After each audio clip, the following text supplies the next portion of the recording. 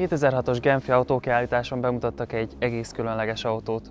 Háromszög alakú ködlámpái, illetve kipufogó végei voltak, kilincsek nyilak formájában, egybekötött lámpák. Ez volt a Type R Concept, ami a normál 5 ajtós verzió után jelent meg egy évvel.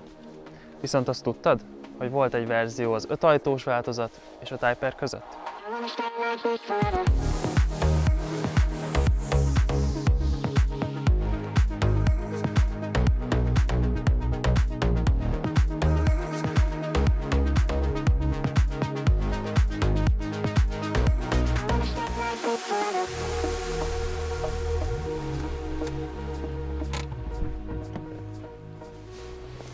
Ez egy Honda Civic Type S.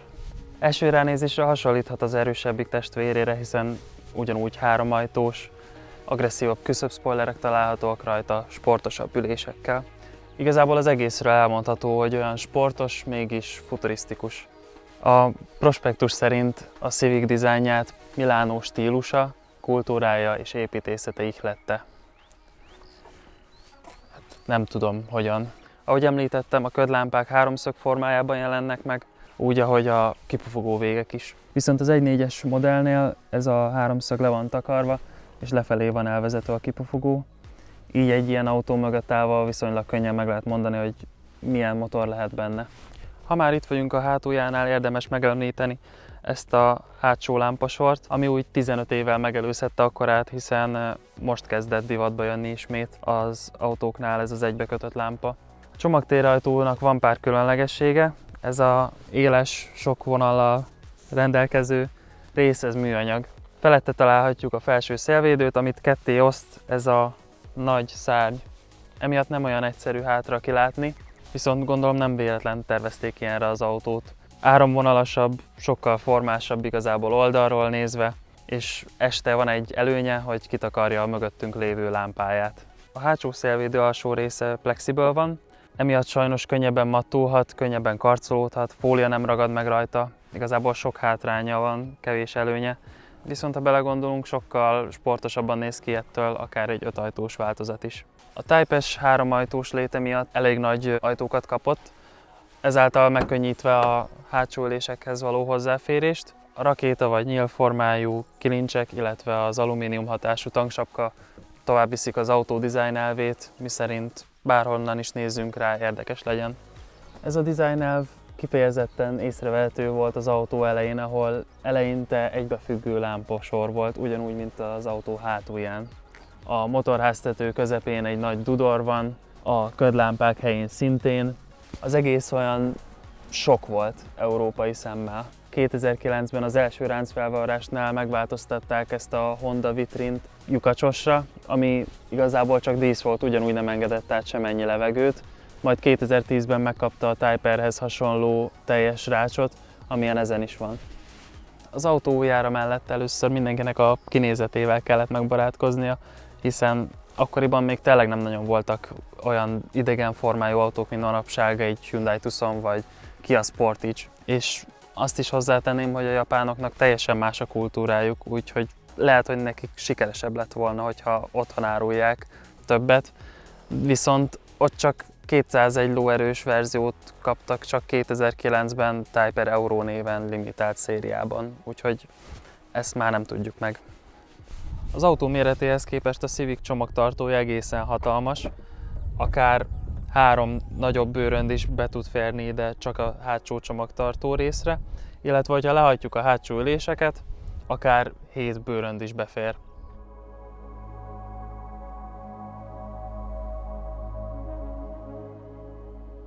Ugyanúgy, mint a külseje, a Civic belseje is egész jól idősödött meg. A műszerfal körbeöleli a sofőrt, ilyen fekete lakkos műanyag, megtakarítva egész jól néz ki, este pedig kifejezetten űrhajós érzést kelt. A gombok minden úgy néz ki, amilyen újkorában lehetett, hiszen nem használtak semmiféle soft touch bevonatot.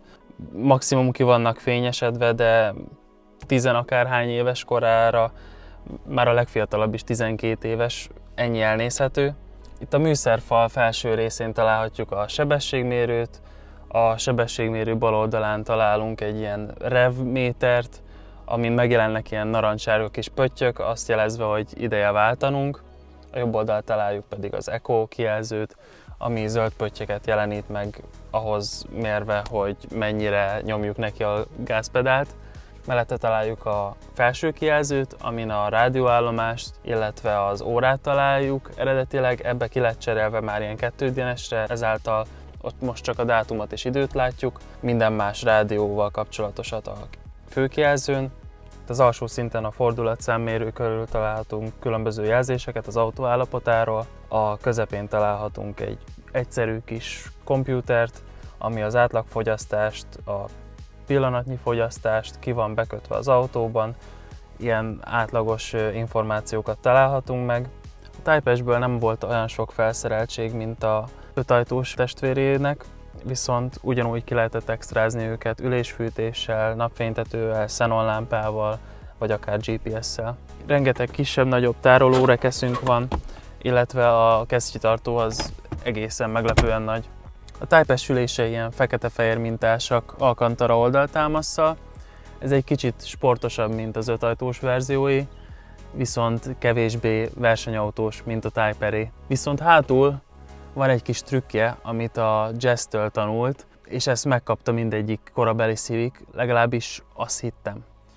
Ugye a Jazz-ben megismertük a Magic Seat rendszert, miszerint az ülések felhajthatóak, illetve lefektethetőek, ezáltal nagyon sokféle módon pakolhatunk bele nagyobb, magasabb tárgyakat. A Civicnek ez a generációja szintén megkapta ezt a rendszert, viszont azt nem nagyon szokták említeni, hogy a 3 ajtós verziók, mint ez, a Type S, illetve a Type R, ezt a funkciót csak úgy félig meddig kapta meg, hiszen az ülések ugyanúgy lehajthatóak, viszont felfelé nem állnak meg. Ugye ezeket rögzíteni lehet így, felhajtjuk és lenyomjuk, és egy bovden rögzíti. Ezekből viszont kispórolták, valószínűleg nem tudok más magyarázatot mondani, hiszen gondolom az volt a filozófia, hogy mivel 3 ajtós, hátul kevesebbet lesz használva, nincsen hol bepakolni, ezen a kis résen nem fog senki se biciklit betolni, ezért pár forintot valószínűleg gyártás során spórolhattak. Ennek az autónak a hátsó ülései ki lettek cserélve egy 5 ajtós verzióira, ezáltal visszanyerve a funkciót, így én is tudok ide pakolgatni magasabb tárgyakat, de legtöbbet csak a legjobb barátomat szállítom itt. A Magic Seat rendszer miatt a mérnököknek valahova vinniük kellett az üzemanyagtartályt, ami általában a hátsó ülések alatt szokott lenni, és ők ide rakták az első ülések alá, ezáltal sokkal magasabban ülünk a megszokottnál.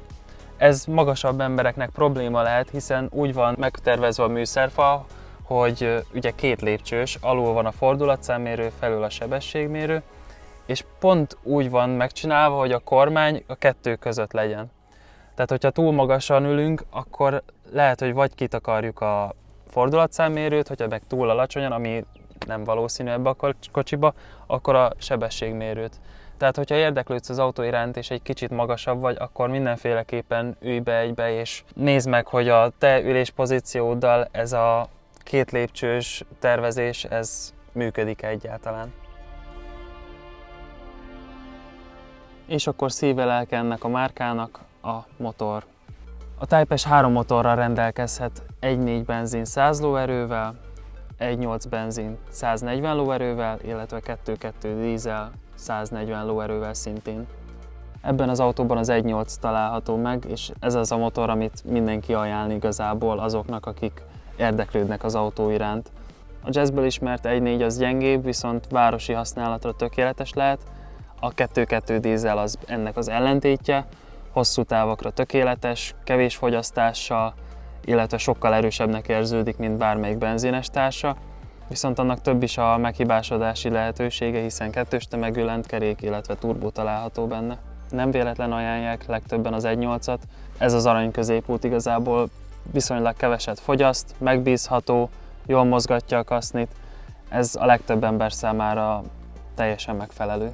Még említeni szeretném, hogy mindegyik motorhoz manuális váltót ajánlok, hiszen létezett iShift váltós, majd 2009-ben a ráncfelvarráskor kapott egy újabb automata váltót, de ezt a váltókapcsolást, amit egy Honda adni tud, azt nem nagyon érdemes kihagyni. A Type S-t vezetve az egyik első dolog, ami úgy észrevehető, az a futómű keménysége, ahogy a kamerán is lehet látni. nem sikeredett túl puhára. Majdnem mindent meg lehet érezni az utakon, amivel találkoztatunk ilyen kisebb-nagyobb úthibákat. Hátul elég kopogósra sikeredett, elől igazából nem kényelmetlen, az ülések teljesen jók, jól tartanak, viszont nem a legkényelmesebb autó a világon. A Civic sose volt egy luxusautó, de ez elég sportosra sikeredett.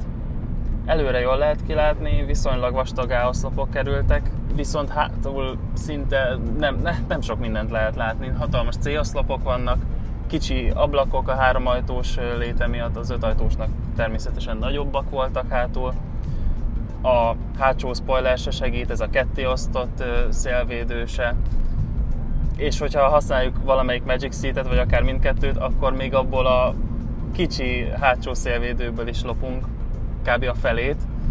Úgyhogy nagyon szét kell nézni, hogyha ezzel tolatunk, vagy előzgetünk. Ugye ez a 1.8-as motorral felszerelt 140 lóerős változat.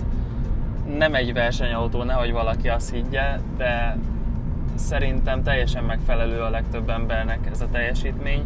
Ugye ennek a dízel változata az sokkal nyomatékosabb, jobban gyorsul, jobban megy.